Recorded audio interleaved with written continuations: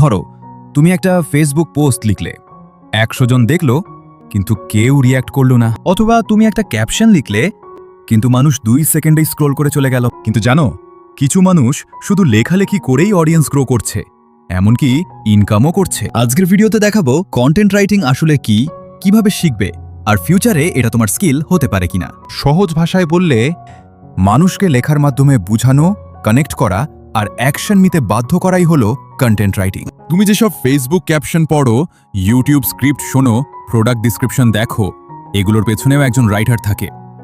সত্যি কথা বলতে, সোশ্যাল মিডিয়াতে ভালো কন্টেন্ট ছাড়া গ্রোথ হয় না। যদি তুমি মানুষের ইমোশন বুঝে লিখতে পারো, মানুষ তোমার কন্টেন্ট স্কিপ করবে না। আজকাল বিজনেস পেজ, ক্রিয়েটার সবাই ভালো রাইটার খুঁজে। প্রথমে রাইটার হওয়ার চিন্তা না করে ভালো লেখা অবজার্ভ করা শুরু কর। ভালো ইউটিউব স্ক্রিপ্ট শুনো, কোথায় ইমোশন, কোথায় কিউরিওসিটি খেয়াল করো।